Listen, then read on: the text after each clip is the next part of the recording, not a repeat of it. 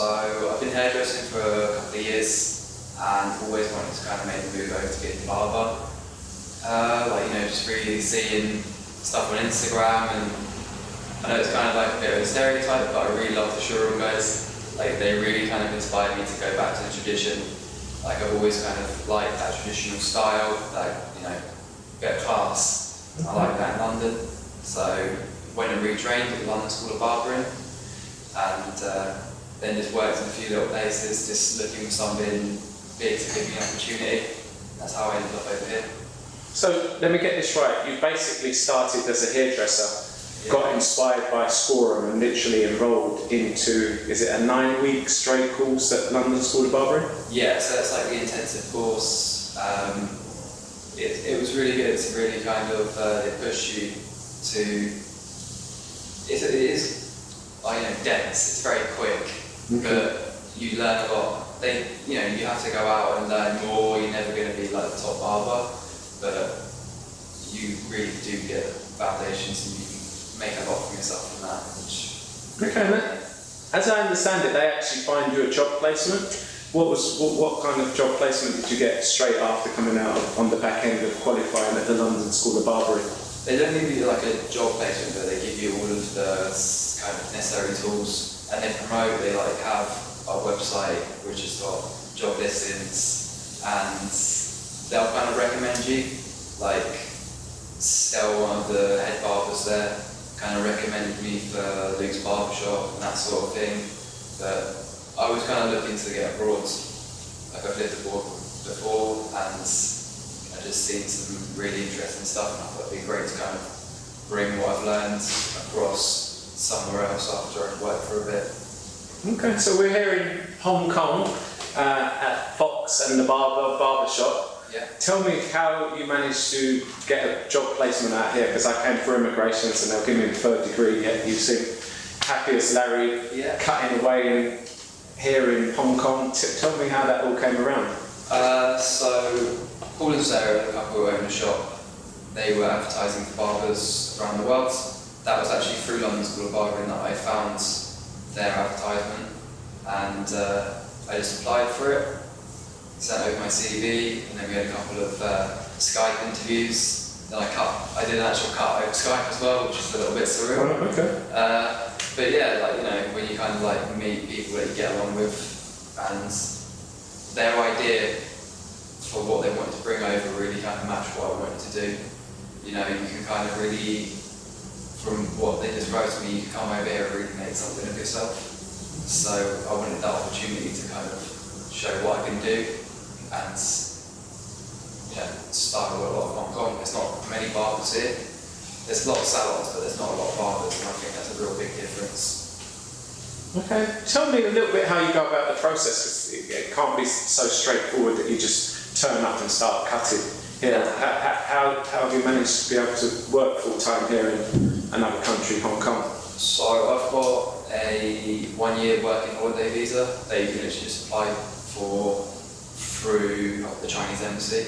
Just took like 2 months, cost not that much really. And then if you make all of the needs, you can just come over and start working straight away. Put some initial fees in, no questions, nothing, they just let me in, which is pretty decent.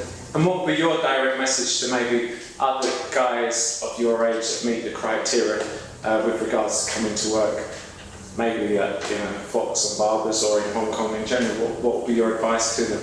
I just think send your CVs, be persistent, and as long as you've got that qualification, you can show that you've got the necessary skills. Like, there's lots of people, but the industry here is ready to explode. There's so many men here who've got money and they want to be started, but they just don't know what to do. And there's just no barbers here that, there are barbers, but there's just very different styles. So if you want to bring something different to Hong Kong, this is definitely a place to do it. Okay, I can see you've got a thirst for barbering. What are you bringing to Hong Kong that's different? I just really want to bring proper traditional barbering back. Cutthroat shaves, proper looking after yourself. It's not just about having a £10 haircut and being in and out of the shop in 10 minutes. It's about really enjoying it and getting a style that suits you, getting to know your clients, not just having them cycle through, getting to know them and giving them exactly what they need and what they want. So, yes, just what I kind of want to bring in, really. So how big is the demand for maybe a wet shave here, and how in depth do you go into that shave? Talk me through that. Like, we've personally got 3 different types of shaves. We've got a partnership with Ben Halligan's, so we do a custom shave for them, and then we have 2 other shaves with some of our products. It's not like the craziest demand for shaves, like you're going to be doing more custom shaves, but you know, we've got a good clientele that come back regularly and they really enjoy it. Like, there's a few other places like traditional shaves and that sort of thing, but we're trying to bring more luxury, so that people really enjoy. You know, based on your experience and what clients have said to you, have been to a traditional Chinese, Hong Kong barbershop, how are they saying that your work differs from the norm in Hong Kong? I think it's that they don't kind of get rushed in and out. They can have a chat with me, they can have a laugh. Like, you know, they can sit down and talk to me for a bit, and we don't rush anything. You know, we don't want to just, you know, quickly shake it off and get them out. You know, we use real nice products and we just do massage and all sorts of gear on top. So it's like another thing for your CV to add, like, you know, just do a shave, you can do all the treatments and that sort of gear. You know, it'd be nice to kind of bring that Turkish element as well, with, you know, the fire and the threading and all that sort of gear. That's something you learn over time. And you've been there for how long now? 3 months, is it? Yeah, I've been here 4 months, and the shop's been open 3 months. So I came over a little bit before to be involved in the shop. And what do you think you can take back? What have you gained by being a barber here in Hong Kong that you can take back and implement in the West, hence London, England? I think from like barbering point of view, there's so many we have absolutely no idea what they want. So you just walk in, you know, a lot of people in the UK go, oh, I want, you know, skin fade, and I want really long top disconnections and that sort of gear. People sit down and go, I don't know. So you've got to really be able to work out what they're comfortable with, what they can do with their job. Hong Kong's not the most, you know, forward thing with fashion, so it's got to kind of like meet the bankers and that sort of criteria. Can't go too extreme. So it's fair to say you're going to be able to think on your feet a lot better. Yeah, I think we're as a result of having people with, I don't know, no direction, having to consult them and implement. Yeah, definitely. All within half an hour, 45 minutes. Exactly. Yeah, it's good though, because then if you give someone something they really love, you know, it's good. You know, they really enjoy it and they definitely come back. We've got, you know, we've only been open 3 months and we've got clients that are like super loyal to us now, which is really great. It's what you kind of like want to get out and be a part of them. Okay, definitely. And in terms of pricing, how the prices kind of differing if you was to liken this area to the same area in London? London and Hong Kong, central Hong Kong and central London are actually really simply priced. Food, drink, haircuts, you know. Obviously you've got the cheaper end and then you've got a high end. Where there are places much more expensive than us. We try and keep ourselves in the middle, so we're not, you know, making people feel like they're getting not what they pay for. You know, we want people to be happy to come back more regularly than just see them once every 2 months sort of thing. Okay. And where are you getting your biggest satisfaction right now in the barbering industry? It's good when people are coming in and they're just kind of seeing your work. And you know, I'm getting people comment on my stuff, and so Sarah, the other barber, she's also getting people, you know, lots of stuff on Instagram, likes from around the world. I know it's the most important thing, but it makes you kind of feel good when people appreciate your work. And a lot of people are coming in and they're going, oh, I saw your work online, and people are taking photos from outside, putting them online, and I'm finding photos of myself on random websites and that sort of thing, which is a bit weird, but it's cool. Okay. And who are these clients or other barbers coming in? Yeah, who are you referring to? I've met a couple of other barbers actually at like other conventions, and there's no barbering conventions, but there's tattoo conventions and that sort of thing. So I've met barbers there, and but it's more clients that are coming in. I think there isn't a barbering community here that there is in the UK. You know, barbers don't talk to each other here.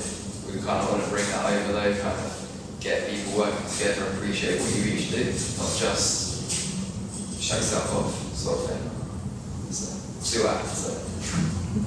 And what do you think like a UK or US educator could gain from maybe coming to somewhere like Hong Kong to educate the Hong Kong people? I don't know what they're called, sorry. I'm not really sure either, to be honest, but I definitely think, you know, we have plans and there's goals for the future with the company, and there is no education here within regards to barbering or hairdressing. You know, there's a lot of apprenticeships for hairdressers, but it's a different game, isn't it? Like, and there's no schools at all. So if you wanted to come here and teach people, like, there'd be a queue down the road, just people getting in the door, because they're very fashion conscious, as in they want to be the same as the UK and the West, but it just isn't the facilities. So it's fair to say this is a market that's been completely overlooked by like those people willing to share their skills for compensation, let's say. Being at like Barber Connect and stuff, talking to other barbers before I moved here, like they were just saying, I think it's a really good idea. So it's an open market here.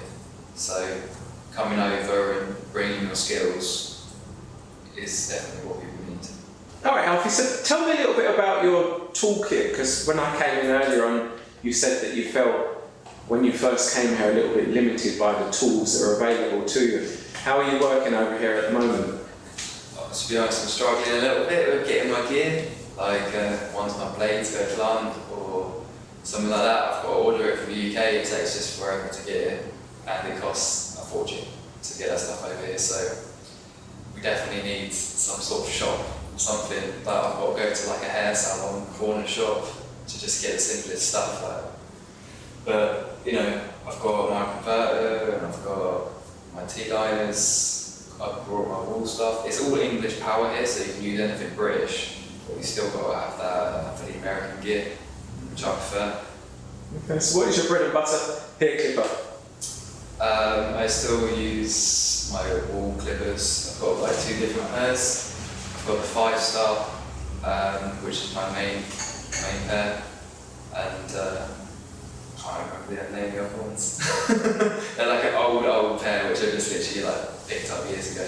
And your liner that you use? Yeah, I got the Hans T-liner. It's literally like my favourite thing in the world. Really? Yeah, really good for kind of skin fades and that sort of gear. And then I use the foils as well. I've got a one of the other Hans mini trimmers. I use the foils on that for my skin fades. Okay. Yeah, I try and avoid the razor fades for the foils. So it's fair to say that the frequency 60 Hz converter does work. Oh yeah, definitely, yeah. Here in Hong Kong. Yeah. Like I've seen people like burning out their tools using like American gear over here, like when they're just using like a normal plug converter, which you can hear it when you're not doing it right. And what would you say to other barbers in Asia considering using the frequency 60 Hz to power the American tools to get better results, if you like? Yeah, I would say definitely do it. Like, it's a great piece of gear. It's not like massive and bulky or nothing either. Like, it's just a little thing goes in the wall and then work away. Never gonna be know it's there. So it works great for me. Thank you very much for that interview, Alfie. I appreciate it. Yeah, you're welcome anytime.